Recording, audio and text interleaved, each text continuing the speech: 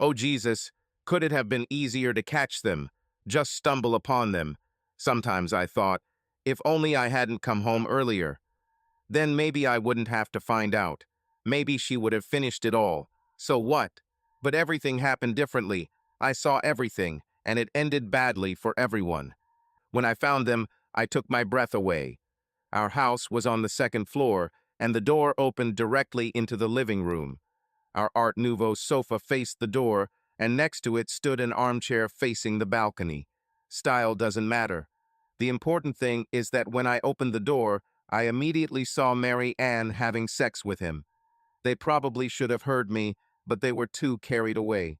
Yes, it's Mary Ann, the girl next door, just as cute as the one from Gilligan's Islands, if anyone is old enough to remember. Mary Ann was sweet when I started dating her, and she remained just as sweet when she became my wife. Short, slender, not curvy. Her almost black hair did not reach her shoulders, but was long enough that she could brush it away with her hand, giving her access. I always thought her breasts looked like little fruits, like peaches. I was shocked not only by what she did, but also with whom, although the what also mattered. My Mary Ann didn't usually have this type of sex. My Mary Ann, crap. Sometimes she did it anyway. Once, when we made peace after a quarrel, which I no longer remember, in a fit of passion, she did this. Afterwards, she gently stroked my face, looked into my eyes, and whispered, "I wanted this to be special for you." Special. Special because we had a fight. Again. This was Mary Ann's way of making peace. We met in a coffee shop where she played guitar and sang in a small folk group that was professional enough to get bookings and release 2 albums. Their songs were about love, peace, and heartache. With Mary Ann, I had love, but little peace. Her soft soprano could turn into a whip, and our relationship could go from peace to all-out war, or more often, to complete reconciliation. We made up a lot. No one is perfect, and reconciliation saved our relationship, although now heartache came.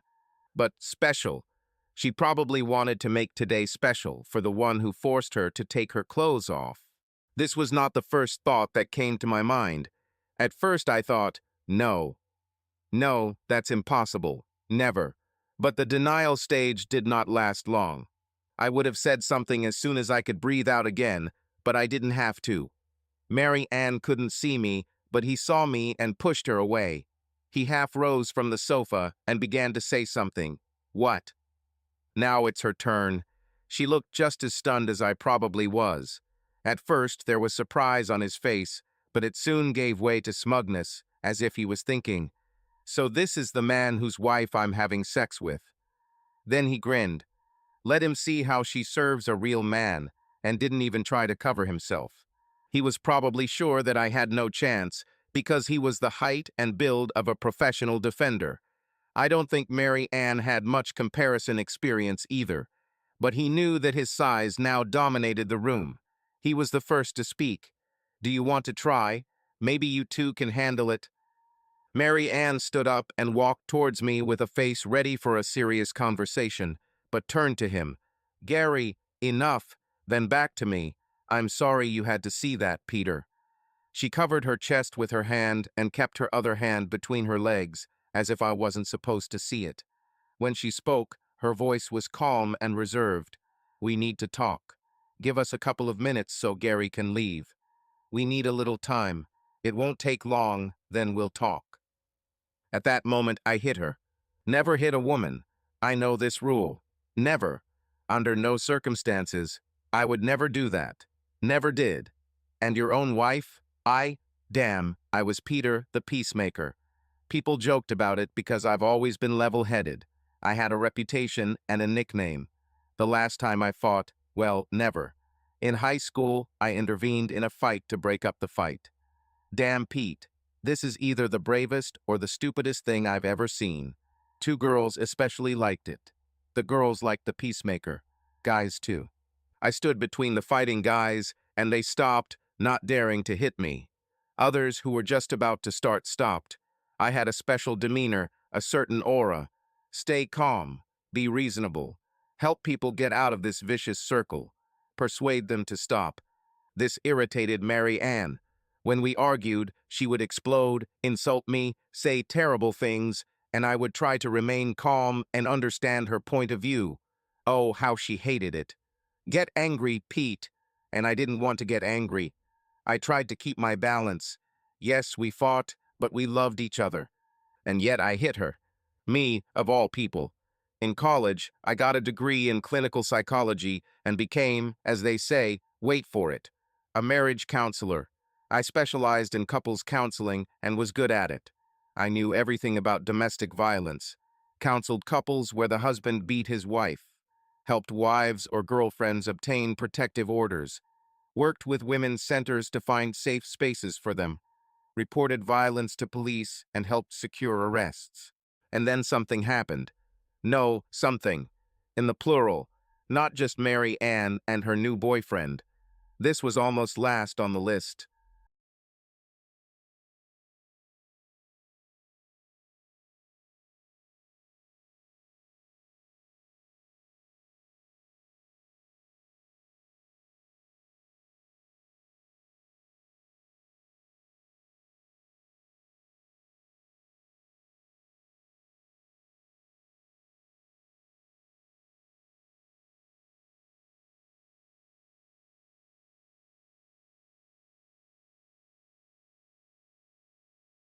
What happened next? Their relationship couldn't handle it. They knew they weren't to blame, but it didn't matter. It destroyed them. Sex has become a terrible problem. She couldn't bear it. She trembled at his very touch. Please don't, honey. Over time, they could hold hands, kiss, even hug, but any step towards intimacy caused her rejection. The thought of sex made her sick. She felt guilty, angry at him for wanting sex, and angry at herself for being angry at him, but she couldn't bring herself to move on. He worried about her, tried not to push her, even felt guilty for wanting sex, but in the end he was angry with her for not trying, and he was angry with himself for his anger. They fought desperately and their marriage was slowly dying, although neither of them wanted it. They started therapy to try to salvage something, but things were going badly when they asked me to come on board. Why me? The husband wanted to talk to a man who he thought could understand him. I read their case, listened to him, and thought I understood his position, but I missed an important part.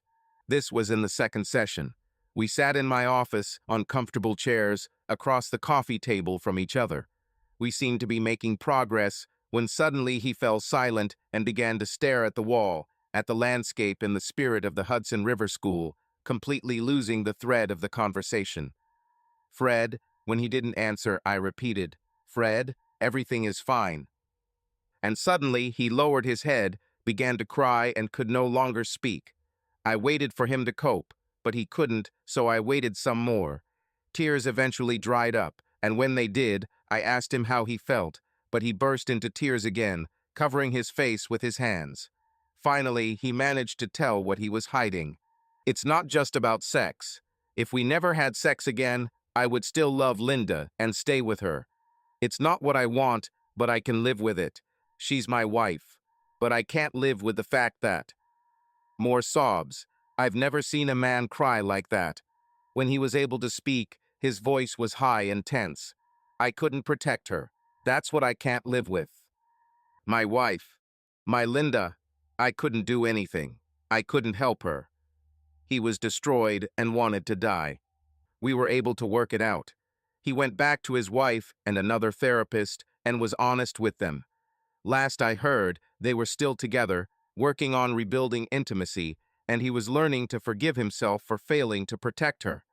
But it got me thinking, would I be able to live with myself if I let something like that happen to Mary Ann? And I decided that no, I couldn't. So I learned to fight. I signed up for a course with a professional trainer, twice a week group classes and individual training. I learned to assess the situation and the enemy and take the initiative into my own hands. We had a motto: don't be proactive, be proactive. Don't let the enemy choose the moment to attack. Don't give him time. Start before he's ready. Hit it in the eyes, nose, groin right now. Sometimes, for variety, we watched scenes like the fight from Butch Cassidy and the Sundance Kid, where a big guy from a gang challenges Paul Newman's Butch Cassidy to a battle for leadership. The whole scene lasts about 5 seconds. We laughed until we cried, but then the coach said, "This is the result you should count on." Yes, I learned to fight over a client who couldn't protect his wife. I understand that there is a bitter irony in what happened next. The second big event is the crisis in the relationship with Mary Ann. We were trying to have a baby. We wanted children, and it was a joyful time. We had sex all the time. After sex, she would move into positions that she hoped would help my DNA achieve its goal. Of course, there were times when sex wasn't particularly enjoyable, but as they say, some sex is better than none. We did everything right, but for some reason nothing happened. We got tested and got the bad news. Mary Ann couldn't get pregnant. God, what a terrible day it was. The morning was cloudy and cold, which she took as a bad sign. She was terrified for days, and I tried to calm her down, but she was so scared that she refused to go to the doctor for the results. I had to bring them home myself. I held her hands while I told her the news, and then I pulled her close, and we sat there until she had enough. She lost her appetite. She lost her desire. She sat or wandered aimlessly, and I became increasingly worried about her. She couldn't talk about our options. It seemed that the crisis had passed. She started eating, talk, laugh. I remember us lying on the bed, naked, about to make love for the first time since that terrible day. I was all excited, when suddenly she cried and asked, "How can you want me when I can't even give you a child?" The crisis is not over at all. We hugged again, and I started again, maybe a little too insistently. I should have been more careful. But she said, "Let's just cuddle today, Pete, okay? Let's not do this." Certainly. Of course I agreed. We fell asleep, touching each other. In the morning, when I woke up, we were still lying naked, Mary Ann pressed against me. But something has changed in her. She didn't want sex anymore. Never. She completely stopped taking initiative. When I tried, she found reasons to refuse. Either she was having women's days, or she wasn't feeling well, or she was too tired. Sometimes she said she was just not in the mood. Several times she agreed, isn't that a convenient, neutral word, but was completely passive. Eventually, I stopped trying. This was the third. Weeks passed. A month has passed. 2 months. More. Yes, I knew how to deal with such situations, didn't I? But when it comes to your own wife, it's different. I knew I needed to give her time and not put pressure on her. But after 3 months, I started suggesting she see a therapist. Apart from sex, everything seemed to be fine. Fine. What a cheesy word to use to describe a marriage, but that's exactly how I felt. So, unlike many men who find out their woman cheated on them, I can pinpoint the exact day things started to go wrong. More precisely, an hour. It seemed to me that she fell into depression and did not begin the path of debauchery. Mary Ann came around the coffee table right after she had been with her lover. I needed to be a gentleman, and then we would have a serious conversation. Damn it, something inside me broke, and I hit her. But I couldn't concentrate on Mary Ann because Gary, her lover, started getting up from the couch, and I immediately knocked him out. Giant? Yes, but he didn't know how to fight. Has he ever had to? Has anyone been insolent to him at all? If so, he won through brute force. Of course, I had never fought before, but I had two advantages: rage and training. To hell with peacekeeping. He made a huge tactical mistake. Instead of buttoning his pants, he kicked the coffee table to the side. This gave me an opportunity. Thank you, Butch Cassidy. And how could I miss it? Get the hell out of here, and keep looking back because you'll never know when I'll show up. And if you even touch my wife, I will kill you. Do you understand? He mumbled something. You, me, understood. I'll kill you. He expressed his understanding as far as his circumstances allowed. Now I'm joking because it's all coming back to me. I need to fight this feeling because it is too powerful. In fact, I didn't want to stop, but I was already starting to choke. My first fight, and I think I could have beaten him to death, but I stopped. He staggered out the door. I never saw him again. And then only Mary Ann remained. She looked at me. I hated her. Hated him more than him. "So, do you want to talk?" I approached her, and she screamed, "Don't," trying to hide under the chair.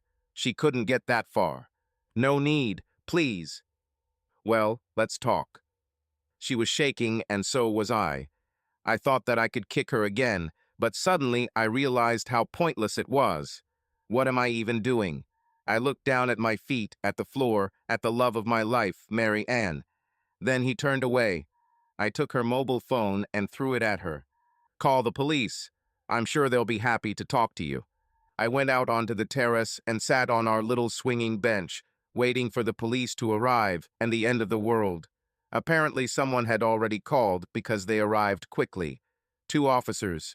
As soon as they saw Mary Ann's face, one handcuffed me, and the other covered her with something and waited for the policewoman. They recorded our statements, mine from the back seat of a patrol car, with my hands behind my back. I was read my rights, and although I knew better than to remain silent, I told everything and was arrested for assault and battery. More police cars arrived, all with their lights flashing, then an ambulance, and, for some reason, a fire truck. There's not a lot going on in Carmel, Indiana, so they probably just didn't have anything else to do. Most of the cops just stood there chatting, not paying attention to me, or, it seemed, Mary Ann, until 2 of them got into a car and drove me to jail. All I could do was think about her, what she had done, and what I had done. I started to really shake. How could I do this? How could she? When we arrived at the Hamilton County Jail in Noblesville, I was shaking so badly that I was placed under observation to prevent an attempted death. And Mary Ann. I later learned that she was taken to the nearest medical center, where she underwent all the necessary procedures. Her boyfriend was taken to the Noblesville emergency room. This escalated my actions, and when I was presented to the magistrate the next day, the charge was upgraded to 2 counts of aggravated assault, a felony. The magistrate set bail at $50,000, and I was sent back to my small, monitored cell where I could shake as much as I wanted. That's it. All that was left was the camera and me. The cell was modern, fresh and clean, with beige walls and LED lighting. Other than the missing windows and the locked door, I've been in worse hotel rooms, but it didn't matter because everything looked better than what I saw when I closed my eyes. Mary Ann and him. Vague images flashed through my head, but as soon as I was almost asleep, it seemed that he or she or they were standing right in front of me, and I woke up sharply, trembling again. Seeing the camera was much better. Even though I was exhausted, I tried to keep my eyes open as long as possible and look at the light. Damn Gary. I would beat him again. What about Mary Ann? I saw myself doing it, but it was like behind a screen, while on the screen itself I saw what she did to me. Peter, the guardian of the world, was the embodiment of empathy, which meant that now I was nothing. What's next? We would have broken up even if I hadn't touched her. Let him have as many lovers as he wants. It would be better to leave. This is what I had to do. Don't think about it. Remember how last week I approached her from behind in the kitchen and hugged her. She turned around, kissed me, and I hoped that we would finally end up in bed. Was she already with Gary then? Remember when we walked along the beach in Santa Barbara last summer? We held hands, were barefoot, and the waves washed our feet. That evening, we made love in a cozy motel in Santa Barbara. I remembered us in other moments when we tried something new for fun or were simply affectionate with each other. There is more to marriage than sex, but without it, it becomes too little. It wasn't just Mary Ann. I will lose clients, there will be no more referrals, and after some time, I will lose my consultant license. So everything disappeared at once. I was talking to the camera. Kept asking those clean beige walls why she did this. Why? What every devoted husband wants to know. I was like everyone else, trying to figure it out, but the camera wasn't responding. Perhaps Mary Ann herself did not know. People have difficulty understanding their own motives. It may be impossible to understand them at all. You explain things in hindsight, building your story. Maybe this story is more or less true, maybe not. Mary Ann and I went from everything being great, at least in my version of the story, to nothing being great, to her finding her wonderful, which no longer included me. What story was she telling herself? And then, when she was caught, I was supposed to be civilized and polite, a well-mannered wimp. This probably fit perfectly into her version of what was happening. In my version, this was what drove me crazy. Of course, in my version, I was now sitting alone in a prison cell and didn't know what she was doing or with whom. Then I couldn't make bail. Difficulties and delays arose. The problem was how to get money out of my accounts without going to Mary Ann. My lawyer was working on it, when on the fourth day I was brought back before the magistrate who said bail had been posted and I could be released. A protective order was issued, but otherwise I was free until trial. Mary Ann posted my bail herself. I saw her for the first time after the incident the next day, 5 days after the explosion. It was in her house. In our house. I came to take everything I needed to live elsewhere. The policewoman was watching me. She had to enter every room I entered, and Mary Ann had to approve of everything I chose. Mary Ann did not look at me directly or speak to me. She walked behind us and mostly nodded when the officer asked if I could pick up this or that item. She tried to keep herself so that the officer was almost always between us. The house was 2 stories with a small basement, so she had to move around a lot. Mary Ann looked terrible. When we arrived, she was sitting on the sofa, almost primly, it seemed to me. I gathered all my things, and we went out into the living room to pack them into boxes, while Mary Ann sat back down on the couch. She did it slowly and stiffly. She sat quietly. She still didn't look at me directly. When I turned to say something to her, she tensed up, as if she was afraid that I would hit her again. She was probably already taught, getting burned by milk. I just wanted to thank you for posting my bail. That's it. She looked at me directly for the first time, made a face as if she was about to cry, and half raised her hands, as if asking a silent question. Why did you hit me, Pete? I could hardly believe I had heard her correctly, so I just stared at her until she looked away. You did what you did, and after that you can ask me such a question. I understand that you are angry with me, but you hit me. And Gary, how could you? You of all people? If she didn't understand this, then there was nothing to say. The officer said it was time to leave, and I replied, "Yes, ma'am." I turned to Mary Ann. Do you think I was just angry? I tried not to scream, not in her presence. Just angry? No, I wasn't just angry. I wanted to kill you. Kill? She looked around as if looking for a way to escape, but I wasn't going to hit her again. It's not like a policewoman could have stopped me if I tried. But you never offended anyone. Never. You always tried to prevent this. Yes, Peter Phillipson, the fucking guardian of peace. I bared my teeth, what must have been a terrifying grin. I worked as a family therapist for so many years. But you see, I just learned how different it is when it happens to you. I've been a complete idiot this whole time. Now I know that you will never know what you are capable of until it happens to you. I picked up the suitcase, then turned around to make one last sarcastic remark. In general, now you can do your girly thing here as much as you want. No, no. Officer, can I tell him something in private? The policewoman went out into the corridor. I won't meet with him anymore. Never. I regret what I did. I want to fix everything. I waved my hand to stop her. Besides, after you sent him to the hospital, I called just to see how he was doing. He didn't even want to talk to me because he's afraid of you. She smiled faintly. He called you fucking crazy. She made the air quotes gesture. This was a plus for me, although I didn't understand why she thought it was funny. The officer showed amazing patience. She seemed to enjoy listening to us. You're afraid of me too, aren't you? Nobody was ever afraid of me. I wasn't sure how much I wanted Mary Ann to be afraid of me. She didn't say anything, but nodded. It seemed strange. Then why did you pay bail for me? Because I love you, and I want to forgive you. Are you? Are you? Do you want to forgive me? Yes, she nodded.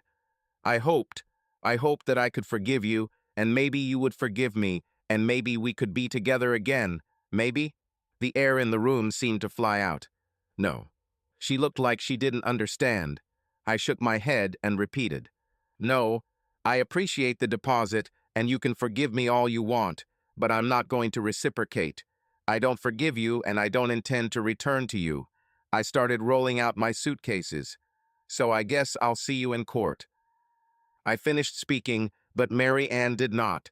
She tried to call me as I drove to my new place, my tiny, more or less furnished studio apartment above a garage in Old Carmel, which I rented for pennies because no one but a student would want to live there. The landlady, an elderly woman, wanted to receive the rent in cash every month and, as far as I know, did not report anything to the city. I had a 5G plan on my phone to replace the missing Wi-Fi. There was a kitchenette, a tiny bathroom with a shower, and an even tinier closet. And that's all. I'll buy a few things at Goodwill. I didn't answer Mary Ann's call. I unpacked what I needed right away. A colleague contacted my clients to explain the situation, cancel or reschedule appointments, and suggest other consultants. Most already knew because the story was interesting enough that short articles appeared in the Indianapolis Star and Current in Carmel with headlines like "Marital Counselor Beats Wife." Rumors spread quickly, so my career was over.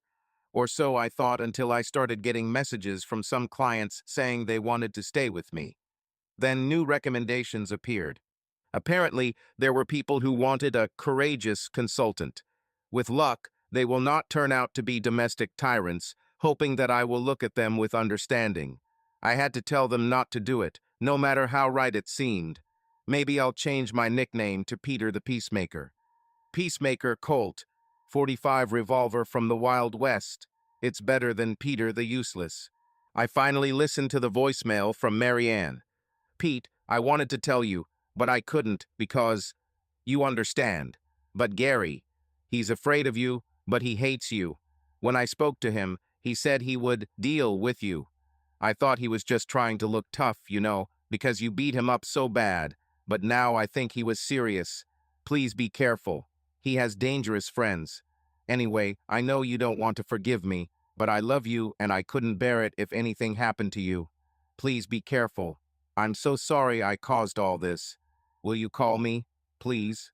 No, I didn't call her, but I bought a gun that same day. Was I being followed? What if Gary's friends come after me? There is a story about how an Irish gang came to a shootout with knives, and fists are even worse. I actually never intended to buy a gun, but here I am. This should have been impossible. A person charged with a felony and under a protective order for domestic violence cannot purchase a gun. This is prohibited by Indiana and federal laws. You must pass an instant criminal background check through the FBI. But this was Hamilton County, and I figured they were taking their time filing crime reports. Maybe I'll get lucky. I went to a gun store near downtown Carmel and bought an inexpensive little Glock 43 pistol. Not a huge peacemaker. The Glock isn't exactly a toy, but it's not even close to being a gun. I tried to stay calm while the inspection was going on, and it went clean. After that, everything turned out to be easy. There is no waiting period to purchase a gun in Indiana, and no permits are required. I could immediately carry it in my bag. The gun has no external safety to worry about if Gary attacks you. It holds 6 9mm rounds. I was sure that would be enough. I told the salesman that I had never owned a pistol before, and he happily explained everything there was to know about the Glock 43 and more. It was interesting. He pointed to a shooting range nearby, where people were also happy to tell me all about the gun. This time it got boring. They loved seeing the newbies, and they loved that I paid for an hour of training. What now? Prepare for Gary. On the way home, I bought a special lock for the door. I installed it, checked everything, then turned off the light and sat on the steps, listening for Gary's friends to come. I don't remember how long I waited, but in the end, I gave up, went inside, closed the door, and went to bed. The pistol lay on a small wooden stand next to the bed all night. Mary Ann called again. She didn't give up. Maybe I should have hit her again. Kidding. How many calls has she made already? "Peter, please. We need to talk. You always said that people should talk, no matter how bad the circumstances. I need to explain myself. Please." I think she was right. or I was right. In general, we agreed to meet at her house in our house. We must remember this. Of course, this violated the protective order, but what will happen will happen. I didn't want to talk to her, but damn it, I wanted to. She looked better. She met me at the door, and we went into the living room. She sat on the same sofa as last time, and I sat on the chair. The table in front of us was crooked. It had a broken leg. I caught myself thinking, we should fix it, and immediately pulled myself together. Mary Ann wanted to talk, but not at all about what I was talking about. How many times did you sleep with him? What? Her eyes opened wide. I don't want to talk about it. What do you want to talk about? Oh, she shook her head. About how you are. About whether it's possible. I don't know. Is it possible that we will be together again? Is this on your agenda? Yes, about this. I know. Certainly. Well, I want to know how many times. No.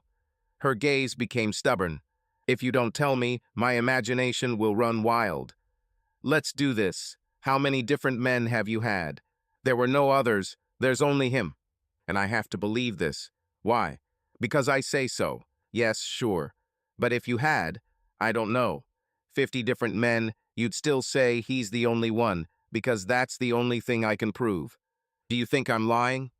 Her voice sounded indignant, but it could only be a performance. How can I know? Is this how you treat your clients? Her indignation has now intensified, as if she had stood on a pedestal. My clients lie to me all the time.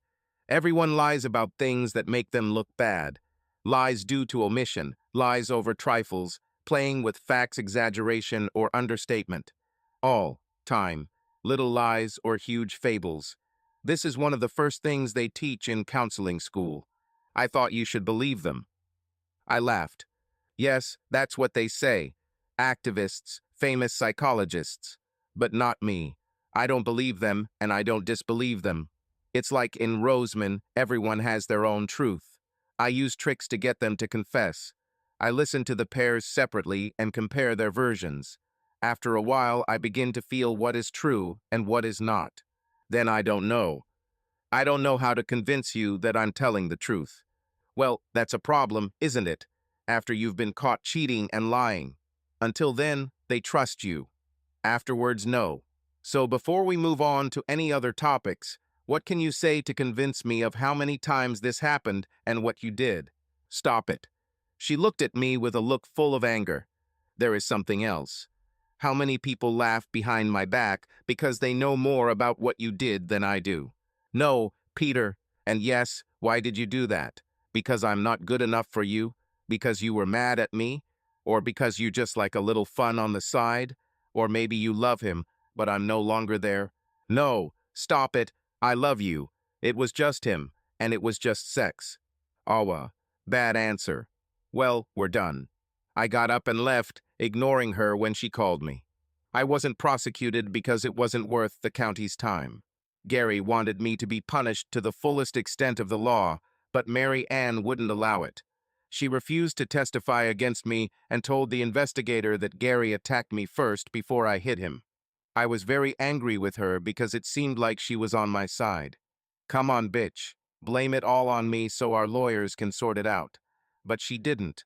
As a result, I was able to plead guilty to the lesser crime of 1 count of battery, which essentially meant I got off lightly and my faith in the justice system was greatly shaken. The sentence was nothing. A fine, the time I had already spent in prison, and 40 hours of community service, which consisted of counseling people in prison, at a women's center, or at a homeless shelter. The evening after I admitted my guilt, there was a knock on my door, and sure enough, it was Mary Ann. She stood in the doorway, looking dejected, with her head bowed and her arms at her side. She wanted to confess. Taking a deep breath, she said, "Okay, Peter, I'll tell you everything. Everything you want to know, and then you can kick me out." It happened 3 times. You caught us the 3rd time just when it all started. Gary was the only one. I met him at O'Malley's when I was there with Meg and Shirley. We've seen him there before. We chatted with him and his friends, but that time he himself came to our table. He said he wanted to talk. I was a little drunk. I don't think I would have done anything if I was sober. Peter, I'm telling the truth. The other times I was sober, but he was already able to persuade me. We talked. After some time, the girls left, and I came up with an excuse to stay longer. Then he almost immediately moved closer. I mean, really close, and I allowed it. It was exciting, knowing that he would try to seduce me. At one point, he put his hand on my thigh and came close while we were talking. He kissed me and said that we were going to him. And that's all? I asked. She was still standing in the doorway. It's true. By then, I already wanted it. I didn't go there with any intention. He was just different and so big, so confident, like the guy from my fantasies. She fell silent, thinking, and he excited me. Was he a fantasy come true? I have fantasies all the time about people and things, but I have never made them come true except with you. I bowed my head when I suggested trying something new, never with anyone else, until Gary showed up. I sat down. I expected her to enter the room, but she remained standing, leaning against the doorframe, and continued until Gary showed up. She looked down at her feet. So you like this sex? Yes. I shook my head, turned away, and then turned back to her. How much did she enjoy it? I sighed heavily. Did your friends know? Do you need to know this? I nodded. Well, more or less. Shirley and Meg knew what we were doing, and they didn't even try to dissuade you. A little.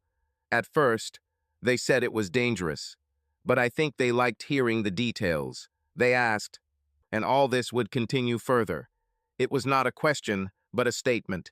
If you hadn't caught us, I don't know how long. I wanted to know what else he could do. But it's over. It's over, and I'll never do anything like that again. That's what you say. Did you discuss me with him? He thought it was funny that you were a marriage counselor. He said that he would give us a reason to seek advice. Very insightful, Gary, although I wasn't sure I wanted to go to a consultant. I knew too much about them. What about our sex? Mary Ann's face tensed. He was interested in what we did and didn't do. For comparison. She hesitated, hiccuped, and then controlled herself. He forced me to tell. How long did it last? About a month.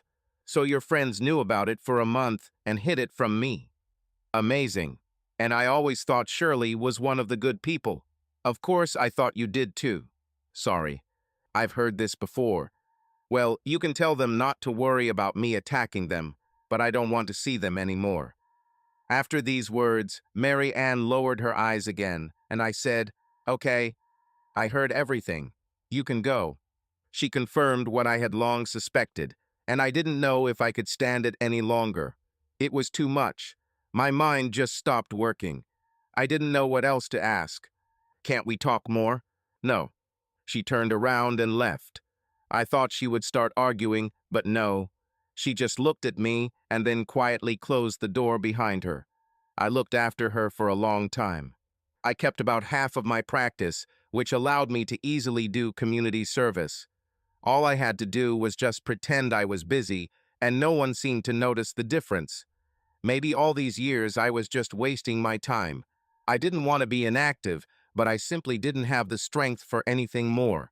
I tried to concentrate on my own affairs, but all the time I suddenly began to imagine Mary Ann and Gary.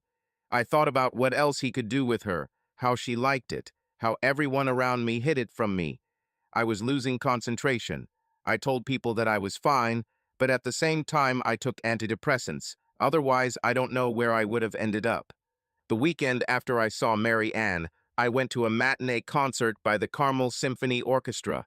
It was a way to get myself out of the house and have something to do with my free time other than sitting in the library reading room, taking long walks, or looking at cobwebs in the corners.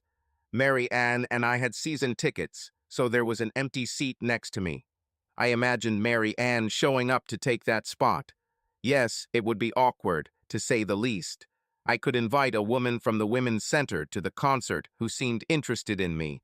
She mentioned that she liked classical music, but I didn't really believe her, and anyway, I didn't want company. Being alone was good. I felt relaxed on the balcony of the Carmel Palladium Concert Hall. I threw my head back and looked at the ceiling. It's so tall, almost like an atrium, bright, with little pastel lights. The lighting was set to match the program's main number, Rhapsody in Blue. However, and this was a big however, the concert was ruined for me because Joseph Slotkin and his wife Shirley were sitting a few rows ahead and a little to the left. The same Shirley, they also had season tickets. Mary Ann and I used to meet them sometimes after shows for a quick bite to eat, but I was hoping they wouldn't come this time. In vain. They both looked at me, trying not to be too obvious, but they weren't doing a good job. I thought about leaving during intermission, but I was disgusted to give in to them and leave. When the orchestra played Rhapsody in Blue and got to the love theme, I couldn't stop thinking about Mary Ann. When the concert ended, Joe and Shirley left the hall before me and were waiting at the balcony exit.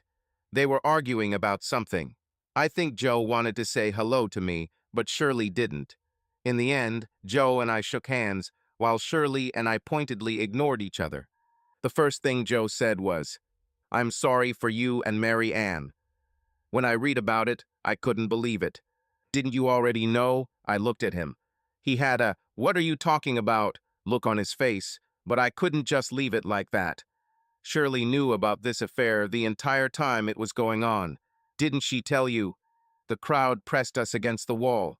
Shirley screamed so she could be heard. "This is not true." I pulled Joe to a quieter corner. "This is women's solidarity. Women have their own secrets that they hide from their husbands. Pete, I understand that you're in pain, but you're going too far." This came as a surprise to both her and me. "No, it's gone. Ask Shirley in a calm environment. Or ask Megan. Or Mary Ann herself. Be prepared for shock." They knew about it the whole month it was going on, and I don't know how many other people knew, but no one was going to reveal it to me. Pete. Joe still didn't believe me. "Mary Ann told me herself, Joe. I'm sorry it ends like this. I was glad we met, but I will no longer be near her." I nodded towards Shirley. "Be careful. If she starts an affair, you'll be the last to know." I walked down the stairs and out through the large revolving doors. But then I walked around the building to look at them. Shirley stood with her hands up and shook her head, looking like she was about to cry. Joe looked at her, and in the few seconds that I saw them, he didn't say a word. Shirley came to my house. She knocked on the door so loudly under the moonlight that I thought she would break the glass. It seemed like everyone in the area knew where I lived. I opened the door, but did not invite her to enter. Although she was angry, her eyes were red and swollen. She stood exactly where Mary Ann had stood before. "You're a real bastard, Pete. Do you know this? Good evening to you, too. How's Joe?" "We quarreled and he left. I don't even know where he is." She wiped her eyes with a handkerchief. "How long has he been gone?" "Don't know. It's 4 o'clock. And he blocked my number." "Well, it's better than him hitting you," I said, trying to sound ironic, but I'm not sure I succeeded. "Damn it, you shouldn't have told him." She wiped her eyes again. "So I was to blame for all her problems." "No, I shouldn't have. But you should have told me. She's my friend. I couldn't betray her, don't you understand? Couldn't you dissuade her, or move away from her? Or, God, tell her husband that she's betraying him? Or at least share this with your own husband." I tried. She called me after the first time. She wanted to tell me everything. All. And she hinted that they would do it again. I tried to tell her not to do it, but she didn't listen. "It's not my fault, Pete. Nonsense. We saw you that month, and you didn't even show it. Nothing. We went to serenade night and then had dinner, all four of us. Do you remember? We had a good time, and you didn't even try to look even a little awkward. Not a word, not a hint, not a look. Why did I have to tell you anything? Look what happened when you found out everything. Think about it. How much better would it have been if I hadn't caught them doing it and found out in another way? Just think about it. How do you measure your loyalty now? I'm sorry. Just sorry. What were you thinking about at dinner? I sang like a children's song. I know who she's sleeping with. I know who she's sleeping with. That's what it's about. I'm sorry. Yes, everyone is already telling me that. Well, get out of here. Maybe you'll get lucky and Joe just went off to get some air. And oh yeah, if he comes back, I think you should tell him you came to see me. You'll have to start telling him the truth sooner or later. Maybe they still have a chance to save their marriage. Life continued to drag on in its miserable routine, day after day, until the red light came on. I was in Indianapolis on my way to a disciplinary, hearing that my licensing board had finally decided to hold. This wouldn't have happened if I hadn't stopped at a diner on Martin Luther King Street and eaten lunch in the car. I was a little late, found myself second in line at the traffic light on Washington Street. When it was black, the guy came up to my car and pointed the gun right at the window. Give me your wallet, or I'll fucking kill you. You can't be prepared for this. The gun seems huge, and he screamed so loudly that I could hear him through the closed window. He was wearing a keffiyeh like Yasser Arafat, only he pulled it over his face instead of a scarf. I remember that it was tied loosely, and he had to constantly pull it up. This is one of those moments that is especially etched in my memory.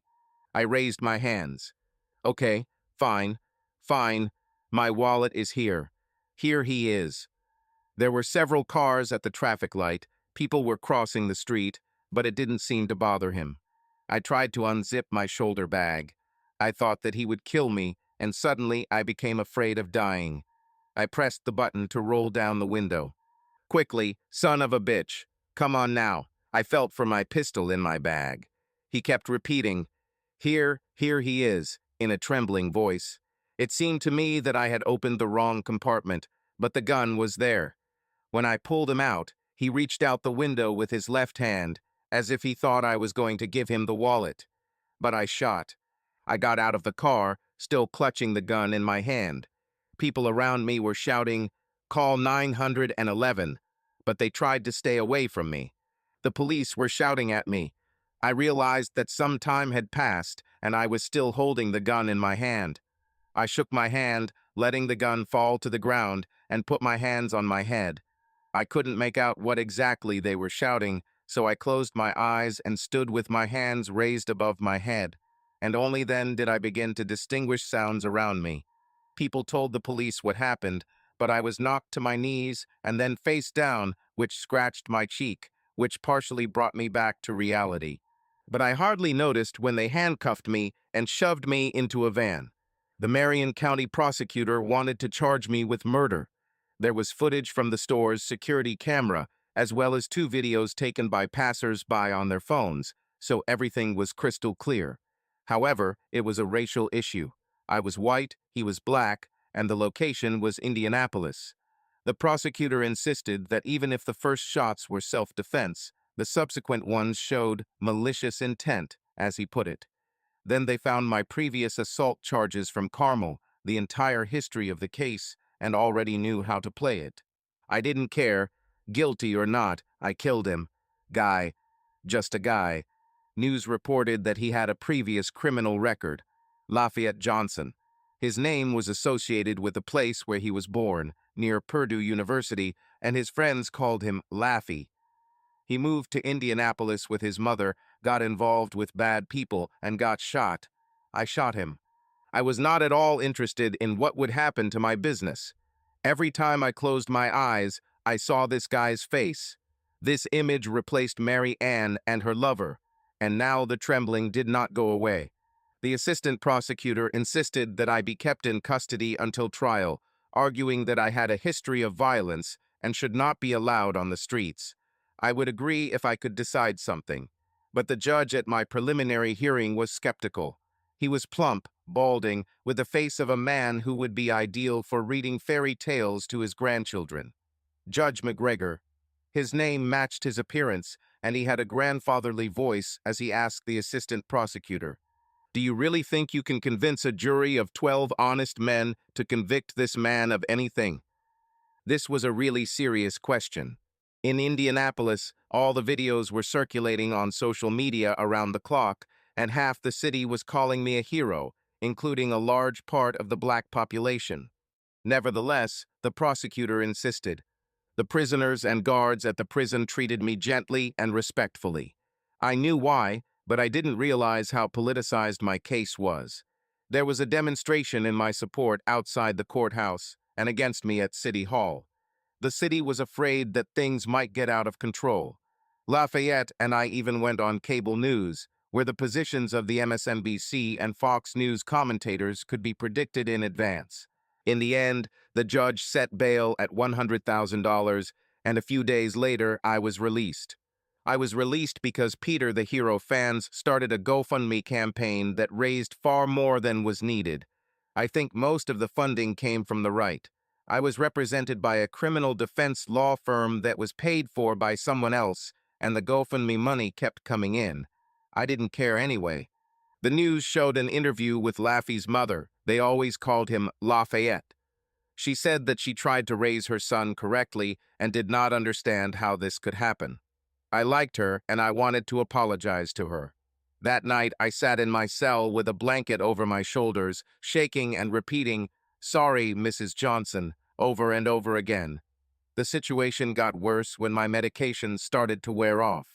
But suddenly, I was free. I had my wallet, phone, and car, everything except the gun.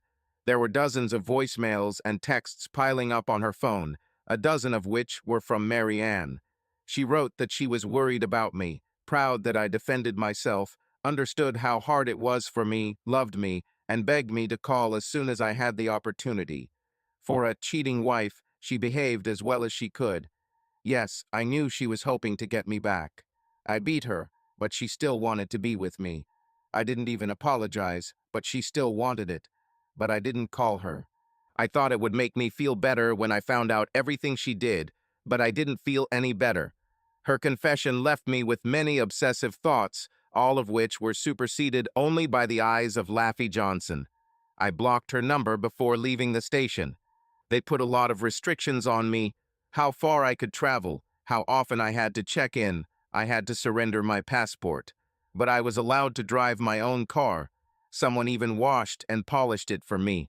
My lawyers wanted someone else to drive because I was too exhausted, but they brought in a psychiatrist to evaluate my condition, and he just shrugged and said I could probably handle it.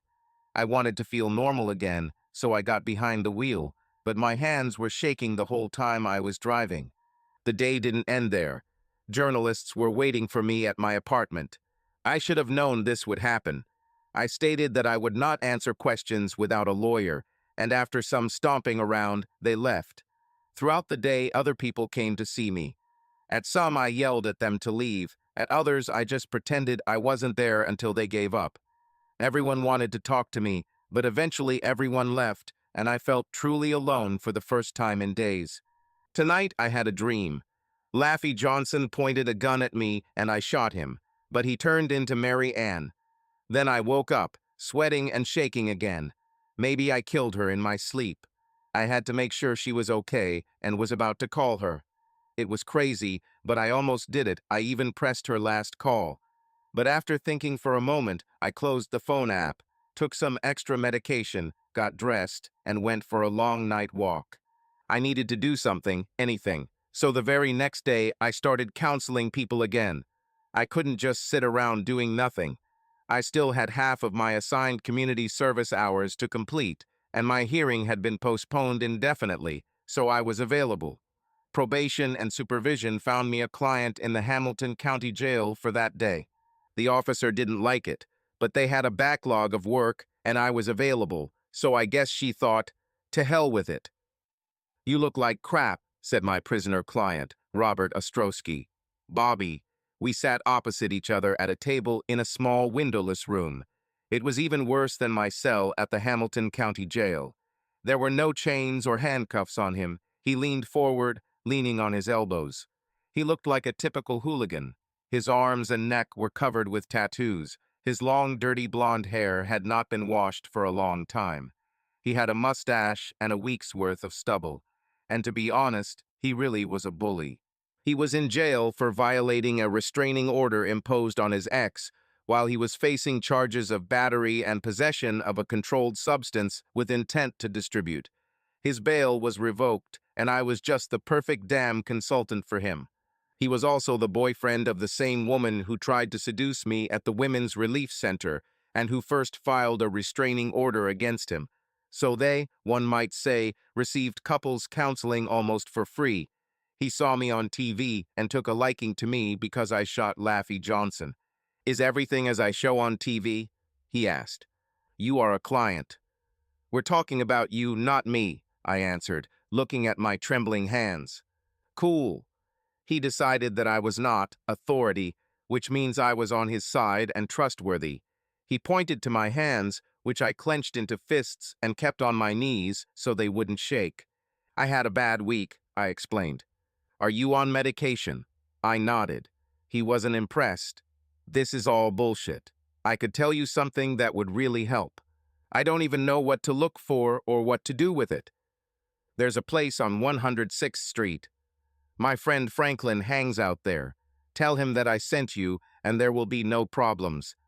We continued the session. I played it like a game, trying my best to control myself.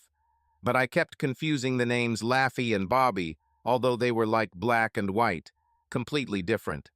When I got out of jail, I turned my phone back on and unblocked Mary Ann's number. I didn't know why, but it didn't seem right to leave her hanging. However, I did not listen to her 3 new voice messages. Leave me alone, I thought. You are not my biggest problem. There was also a message. Please, let's talk. I replied, leave me alone. I don't want to talk. And then I went to 106th Street. I expected to see a small, run-down 1950s house with broken windows and trash in the yard, but what I saw was a neat ranch among the trees. The only thing that made it stand out from its neighbors was the lack of a well-groomed landscape and a trimmed lawn. Franklin looked at me through the screen door. At the back of the house, in the living room, an episode of Peaky Blinders was playing, a series for the more educated criminal element of Carmel. What do you need? He asked. Bobby Ostrowski said you could get me something. That's what he called it. I don't know any Ostrovsky. I'm his consultant at the Hamilton County Jail. Hey, stop. Wait. You're the same dude who took down the robber in Indy. Hey, guys, he shouted to his friends watching the series. Now there were definitely no problems for me. Looks like I've become Peter Phillipson, the famous underworld consultant. Franklin got me what I asked for. He recommended starting with half a tablet since I was a beginner. When asked what exactly was included in the composition, he did not answer, only said that it was a good thing. I said so, and he understood what it meant. Maybe I'll take it and die, and he'll be arrested for murder, like in that high-profile case. Or the police are already recording my details while I'm standing at the door, so that they can add possession of illegal substances to the list of my exploits if I still survive. I thought about how quickly you can fall from the top to the bottom. Whatever was included, it was a powerful drug. I didn't feel the euphoria right away, which wasn't surprising since I started with a quarter of a tablet and was cautious. Moreover, I even bought an antidote in case I overdid it. I was once given medication for minor surgery, and it was amazing. Maybe today will be the same. The effect began slowly, so slowly that I began to suspect that Franklin had deceived me. I took another quarter, and then the remaining half. Why not? Finally, I started to feel something. First, slight relaxation, then more. Relaxation, pleasure, it's hard to describe. My hands actually stopped shaking, or I just stopped noticing them. The world has become like cotton wool. It was like I was floating. Everything in the world was right, until everything went wrong. My body began to twitch. The cramps came out of nowhere.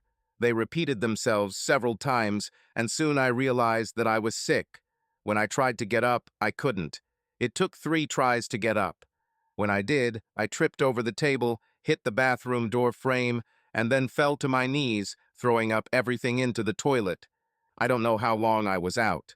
At one point, I pulled myself to the sink to rinse my mouth, but as soon as I took a sip of water, I vomited again and fell back. This time I missed the toilet and ended up on my knees in my own vomit, holding on to the lid to keep from falling completely. I started to shake. I was burning, but at the same time I was freezing. I couldn't hear my voice, but I must have said something because a woman's voice came from somewhere above. Pete, where are you? Peter. I couldn't even turn my head to look at her. Where did she even come from? Oh God, Peter, what's wrong with you? I'm not sure what happened next. I know that Mary Ann brought a wet rag, cleaned up the vomit, and wiped my face. She helped me to the bed, and I started vomiting again. Then I found myself on the bed. Here, she said, placing a plastic bucket next to my head. Just in case, I didn't want to see her. I didn't want her to see me in this state. But there was nothing I could do. My head was pounding. My whole body ached, and the spasms did not stop. Go away, I whispered. I won't leave. Just leave. SHH, everything will be fine. Mary Ann brought a glass of water to my lips, and I took a small sip, but then everything flew back out. After some time, I was able to hold the water. She stroked my hair and forehead. Everything is fine, Pedia. Everything is fine. During the night, I woke up abruptly several times. Every time I came, Mary Ann was there. Everything is fine, Pedia. Are you okay? She stroked my head and back. I didn't want her to touch my back. My skin would hurt. But I blacked out again. Then I woke up again with a terrible headache and nausea. Mary Ann was with me all night. This didn't solve our problems. When I finally came to my senses, she was still there. She lay on the narrow bed, pressed against me, her breathing deep, her body warm and soft, and her right hand resting on my forearm. My head still hurt, and I didn't want to move, but the cramps had stopped. My stomach hurt, but I didn't feel sick anymore. I lay still and listened to the fresh morning air flowing through the window.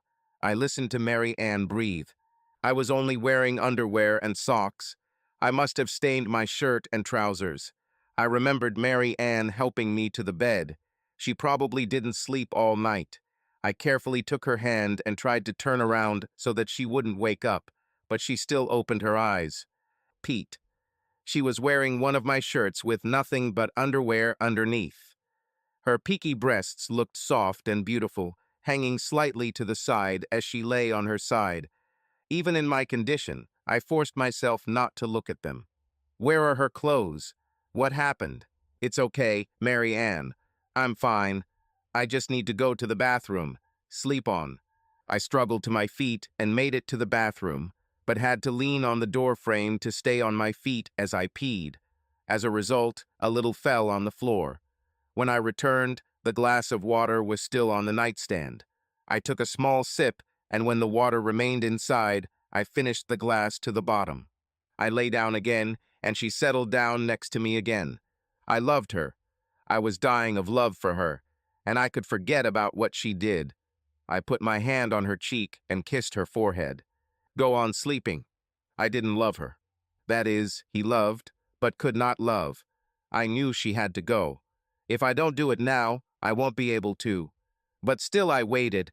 She got me some clean clothes, put one of my shirts on herself, and even tried to clean her pants.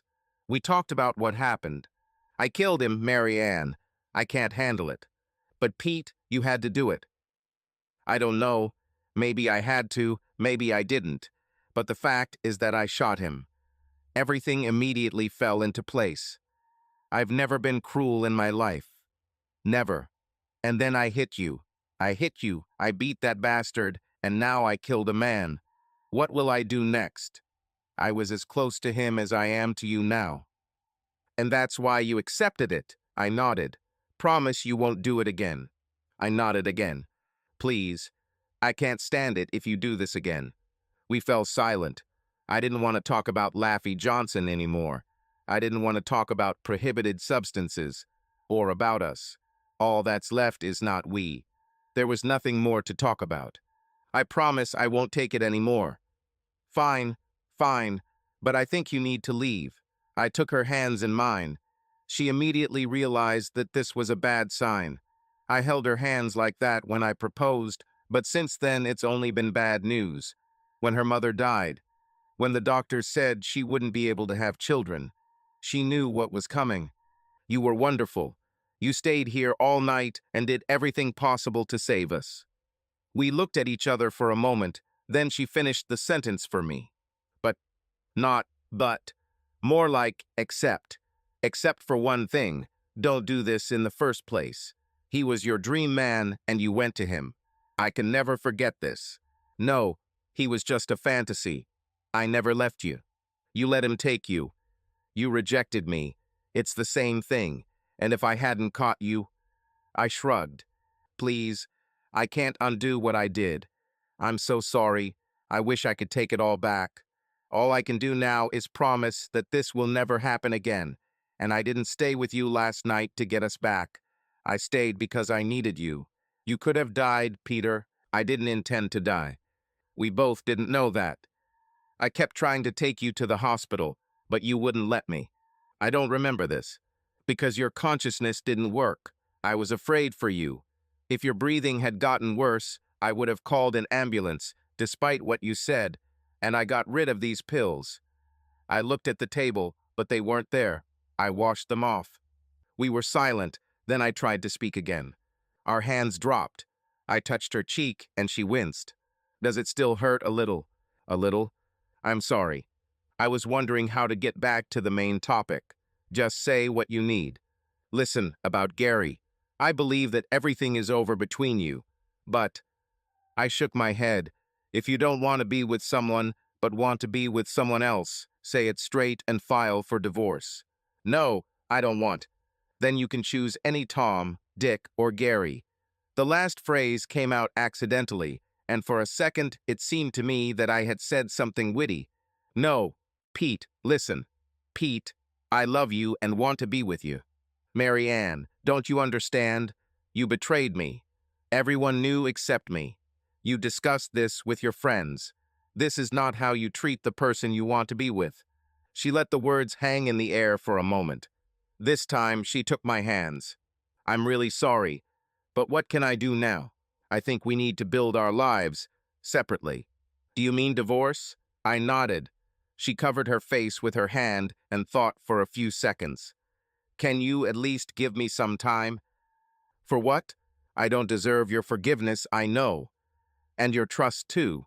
But I think I deserve some time. Let me go to a psychologist, even if you don't want to go with me. Let me try to change something, and give me the opportunity to talk to you. At least answer my calls so I can check how you are. Fine. Take a couple of months. There are no discounts for divorces. I squeezed out a weak smile. Then, seriously, you've already earned forgiveness. But trust, it disappeared. I saw what I saw and heard what I heard. The words hung in the air like specks of dust. And one more thing. You can't be alone now. That's why I came last night. And God, you really could have died. You need someone by your side after everything you've been through. I want that someone to be me, but please find someone. Promise me that you won't be alone. She started wiping her eyes. I was silent, but nodded. And no prohibited substances. I nodded again. So, I'll leave now, but I'll call tomorrow. You must answer. You have been warned. She tried to smile through her tears, and then went out and closed the door behind her. My tiny apartment now seemed empty without her. But if I let her stay, I'll wonder what she does when she's gone. If we make love, I'll wonder if she's faking it. I know, most women fake it sometimes. But will she ever want me? Will he really want to? I'm not the person she dreamed of. After the divorce, she will never be with me, and I will finally stop wondering who she loves and what she does. Thinking about this, I carefully walked down the stairs, holding onto the railing, got into my car and drove to 106th Street. This time I ordered a pure product black market prescription. Franklin happily sold it to me. Just one tablet at night. I resisted sleep, but in the end I lost and fell into the darkness. Nothing in the world mattered anymore. It was so good that the next day I had to force myself to wait until evening to take another pill. I did this again before bed, and the effect was almost too strong. Before he completely absorbed me, a memory surfaced in my head, a memory of another time Mary Ann had stayed by my side to take care of me. It all started with a big fight when I got sick with COVID-19. We were going to go to the show, but I felt too sick. My body ached, I had no strength, I was coughing. But it hadn't been that long since I had already canceled our other planned meeting, and Mary Ann decided that this was becoming a pattern. COVID rates were low in Indiana at the time, and she didn't believe I was actually sick. She exploded with anger, as if someone had flipped a switch. "So you're going to be such a jerk and ruin your wife's evening?" "Sorry, Mary Ann. I don't feel well. What should I do while you lie here pretending to be a sick baby?" "Go. Take Shirley or someone else. You'll have a good time." "Oh, you coward, coward, coward, coward. You can't even bring yourself to go out with your stupid wife. Mary Ann, I'm really sick. Just find someone else. Go to hell. Stay home and have a great time alone. Maybe watch a video for adults. This is wrong." "That's exactly it, bastard." There were no more words. She slammed the door and didn't return until 1 in the morning. I tried to call her when I was completely exhausted, but she didn't pick up. My cough got worse, and I tried 2 more times to no avail. It became more and more difficult to breathe. I was out of breath just by reaching the bathroom, but continued to wait for her return. If I had known she would be out this late to punish me, I would have tried to drive myself or called 911. The light in my bedroom was on, but when she finally returned, she ignored me and went straight to the bathroom. She continued to ignore me when I called her. Finally, when she came out and I asked to be taken to the hospital, she put her hands on her hips and said, "I'm tired of your nonsense," and flew out of the room. And then I finally called 911. Mary Ann was shocked when they started knocking on the door and ringing the bell. I turned out to be right, but she was wrong. Of course, she almost burst into tears when she realized how bad I was. I was kept in the hospital overnight, and she was not allowed into my room, so she spent the entire night in the waiting room. When I was discharged the next day to make room for older patients, she was told I had to quarantine at home. She shouldn't have been near me. Hell, if she could get infected, she would already be infected, but she promised to keep her distance. At least they gave her a good mask. She apologized to me again and again and surrounded me with care. She brought me drinks, food, took my temperature, and escorted me to the bathroom. She looked after me. Once again, I asked for forgiveness for being the worst wife in the world. I told her to stay away from me, but she refused, and somehow she managed not to get infected. That first night home, she must have been exhausted, but she still sat next to the bed while I lay there, coughing, wheezing, and feeling terrible. She wiped my face with a cool cloth. Later, she placed a chair by the door, took off her mask, and sang me a lullaby. She plucked the strings of her guitar, humming something from Judy Collins. I was as sick as I had ever been in my life, and the quarrel caused us more pain than everything that had happened before it and everything that would come after it, right up to the news of her inability to have children. But then, under the influence of medicines, I didn't remember being right or wrong, not how bad I felt. I remembered Mary Ann's voice, high and beautiful, singing that lullaby, changing the words for us. "Far, far away, my love. Look into the distance, my love. Mary Ann will sleep next to you tonight. Mary Ann will sleep with you tonight." Of course, she couldn't sleep next to me. Doctors forbade it. But after a couple of days, she did it anyway, and she sang that lullaby to me again. It sounded in my head all the time under the influence of tablets, her singing. I remembered all the words. I missed her this morning, and my mind was racing between memories of her singing and what she did to Gary. Mary Ann called as promised, but I felt drained from the excitement of the tablet, and I had nothing to say to her. I said that someone from work would come to see me. I didn't know what to tell her. I knew we were done, but I didn't want to get off the phone with her, so I quickly ended the call. She called for 2 more days, both times while I was high on the pill, and I finally said I'd call her when I was ready to talk. To this, she answered quietly, with sadness. "Ooh, okay. I understand. Fine. Call when you can." She stopped calling completely. Perhaps she has come to terms with it. I too have come to terms with it. Of course I had help. A blister pack a day was good support, and the next few days passed in a blur. I told Franklin I wanted to upgrade to something stronger. Franklin warned that it would be more expensive, but he could get them. He finally got it out, and I decided that they would fit just fine if I cut them into pieces. I felt like a happy cloud when my lawyer called. The grand jury in Indianapolis refused to indict me. This didn't come as a surprise. The lawyer explained that the prosecutor and probably the mayor simply wanted a jury to take responsibility for the outcome of the case, no matter how things turned out. They wanted the case to disappear from the political radar as quickly as possible. As it turned out, the jury not only wouldn't convict me, they didn't even return an indictment. I became a good citizen again, and my gun was returned to me. At the police station, the sergeant sitting behind the counter took a gun and some papers from a drawer and placed them on the counter. He smiled at me, looked pleased and very Irish happy. His face was round and pale, with bright red cheeks, narrowed eyes, and graying hair. Sign here, here, and here. That's it, he said as he placed the gun on the counter. There he was, right in front of me, with my name tag attached to the trigger guard. I signed the documents and reached for my gun, but as soon as my hand came an inch closer, I pulled it away.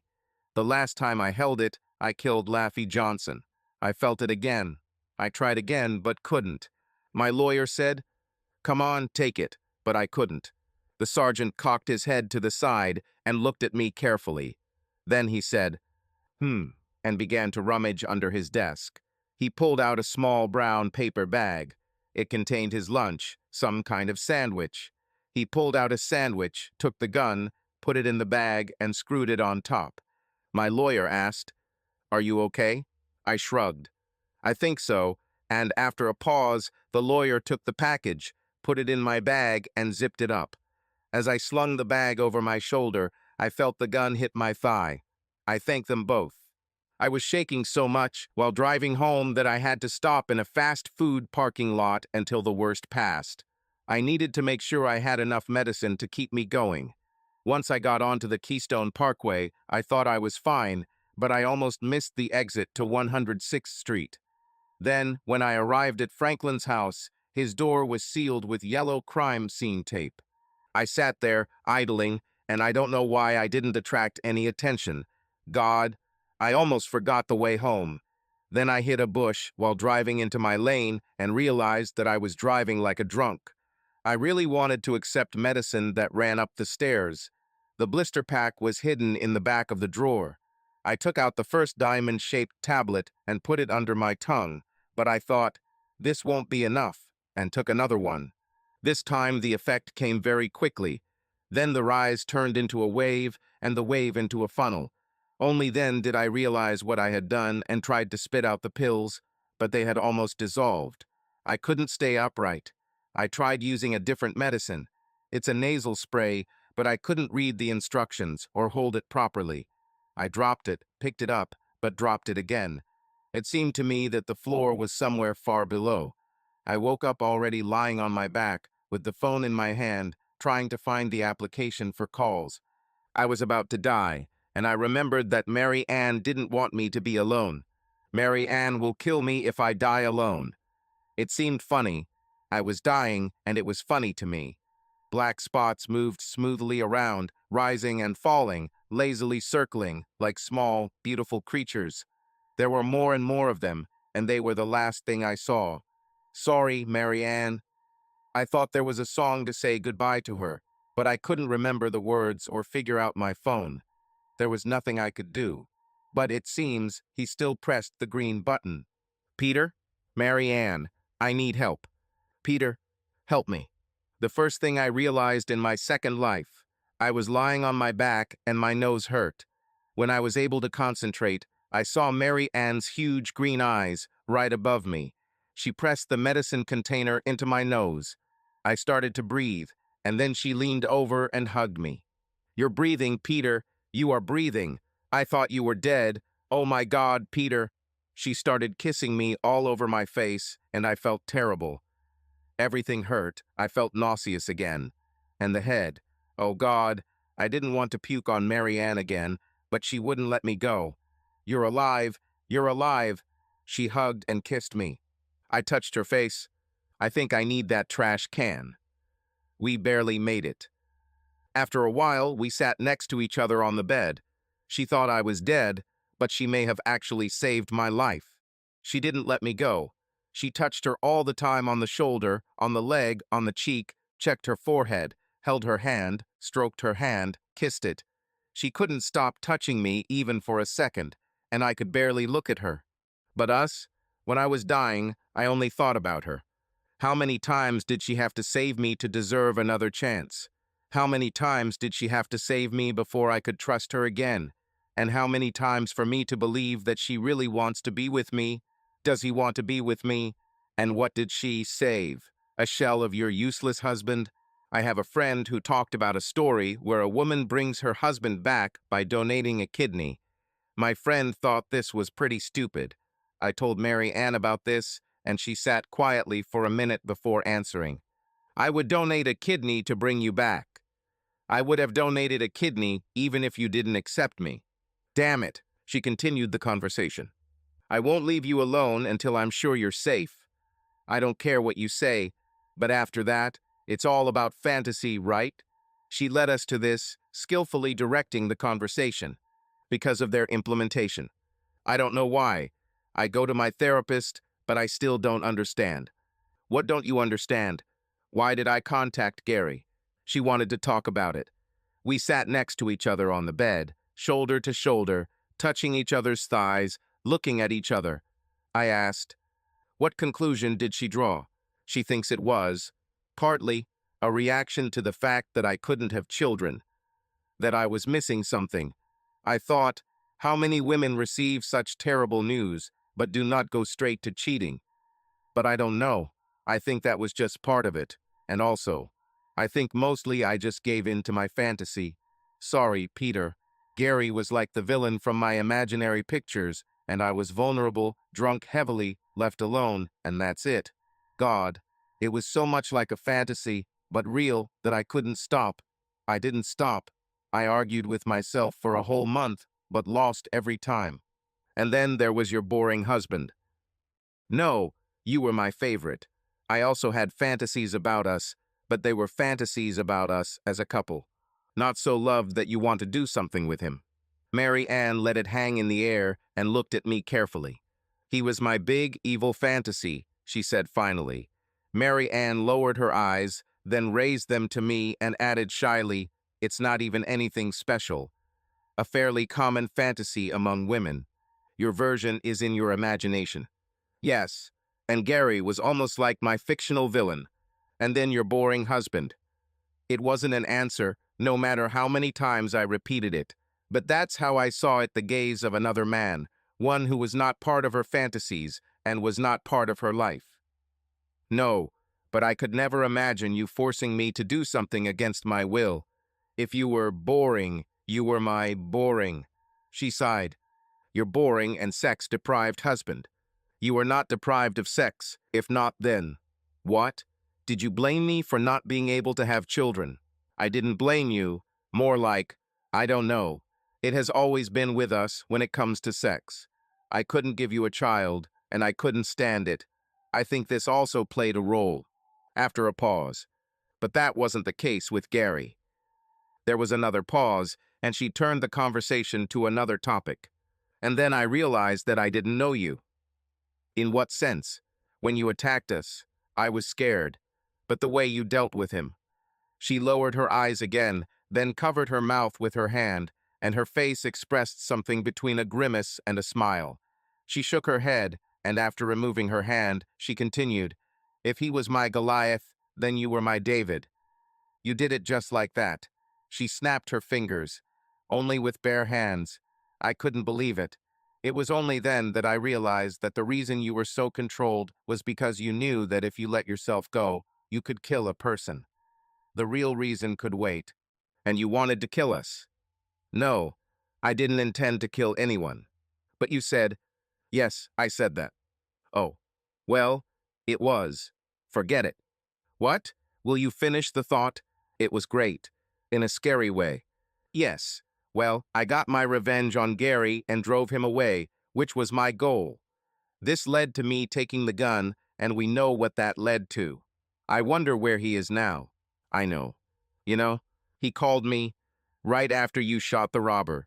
He said, So this freak now also shoots people, and I wanted to know if he was on your list. On my list? On my list? Damn it, he was leaving the city. He has been given a transfer to his company's Denver office and will move as soon as he can. So he left. You really scared him. I wish I had scared Laffy Johnson. We both sat in silence, looking at each other or into space. Finally, she spoke. You know, there are other fantasies. She sighed. For example, the one where a woman is saved by her man. A damsel in distress fantasy. This is the one that feminists hate the most.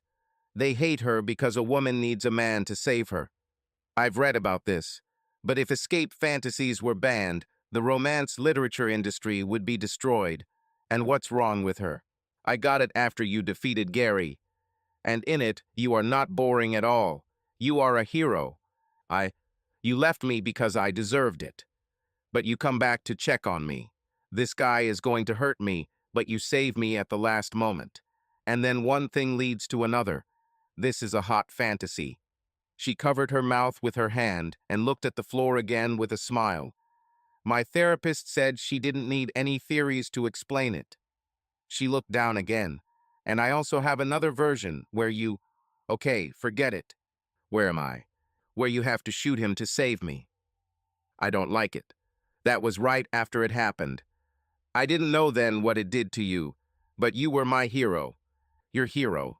How absurd this is. In real life, I beat you up.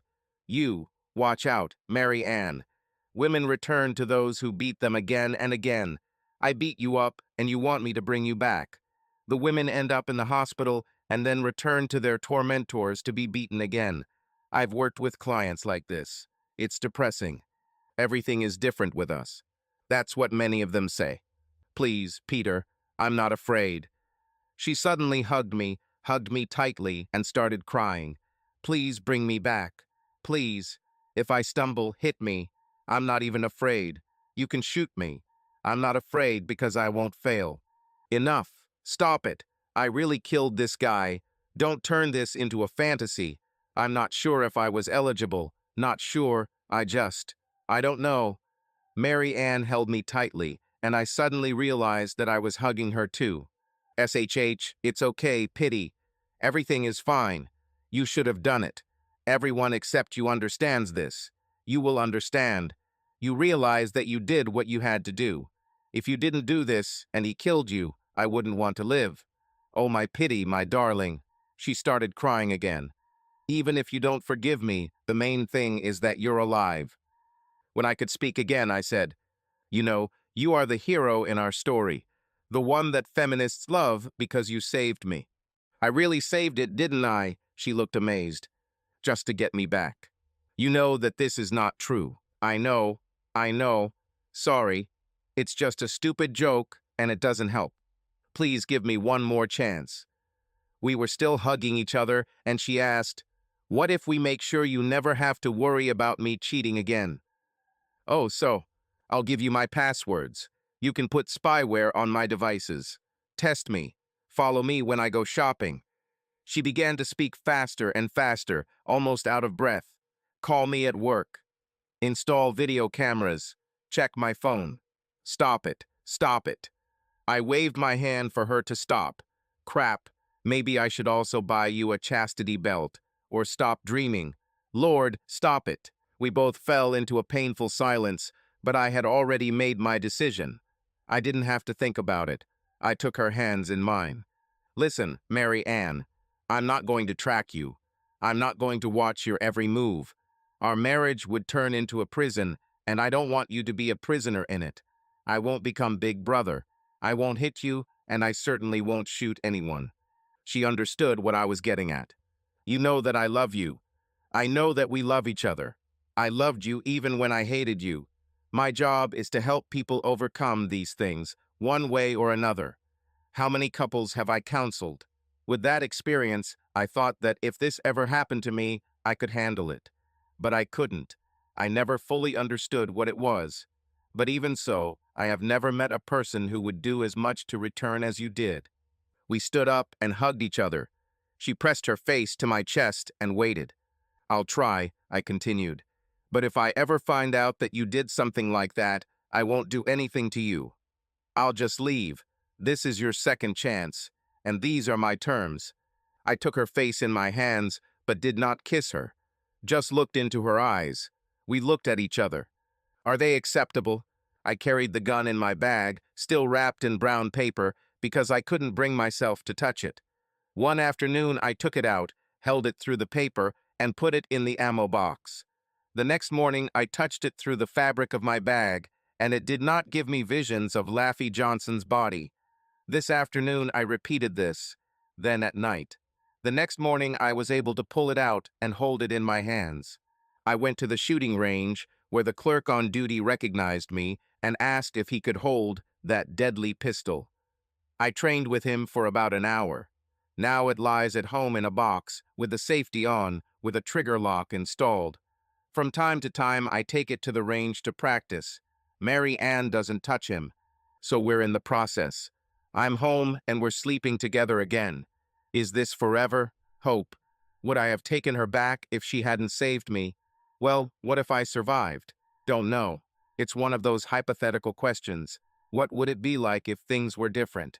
Would she have made so much effort to get me back if I hadn't beaten her and her lover and then shot that poor guy? If I hadn't become the hero of her fantasies? I'm not sure, but I think that's what made her want to save me and made me her superhero. She likes what she perceives as a more dominant version of me, and that helps. It's not just about sex. I finally convinced her that we needed to go to a clinic to explore our options, and when she started reading about the possibilities, she became fascinated. She's excited about all these success stories, but I don't want her to get too carried away. I'm afraid she'll be disappointed again. I don't want us both to be disappointed. I hope for a bright streak. But not everything in the world is going well. There is no bright future for Laffy Johnson. His mother sued me, and I half hope she wins. But this will not bring him back to life. I think she would have lost him even if I hadn't killed him. Prison or another person's bullet, he was following a path that would lead to tragedy. This thought does not ease my guilt. I shot, and this put an end to his life, depriving him of hope for redemption. My therapist and I discussed this, and they discussed it again. I wear this guilt like a shroud. Sorry, Laffy, but I don't completely regret hitting Mary Ann. God, I can never admit this to anyone. I love her. My God, she saved my life. I'll never hit her again. Under no circumstances. If anyone asks how I can be so sure of this since I did it once, I will answer that I know it because I experienced it. It happened, and I made a promise to myself. I think it's similar to what Mary Ann is saying. She knows she will never cheat again because she made a promise to herself. The problem for me is that I am no longer confident in the principles of my damn profession. She takes the conversation to absolutes. It all comes down to sticks and stones break bones, but words don't hurt. Whatever happens, never respond to it physically. Talk, talk, talk. But is this right?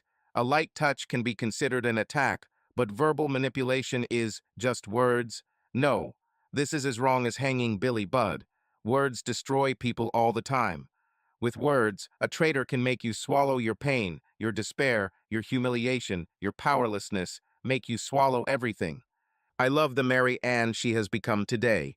But the Mary Ann who was there at the moment when I hit her was counting on the fact that I would swallow it all and not give up. She didn't feel guilty, but was just calculating how to control me. I wouldn't even hit that version of Mary Ann today. But do I regret it? I just can't. Damn me, but I can't. I forgave her. Is it true? She's in my heart. She even asked me to forgive Shirley and Megan, and I will. She put them in a difficult position, and they chose wrongly. Shirley and Joe are having problems. Mary Ann believes that if we all come together, we can build relationships. Let's see. We're going to have a barbecue between the six of us and try to reconnect.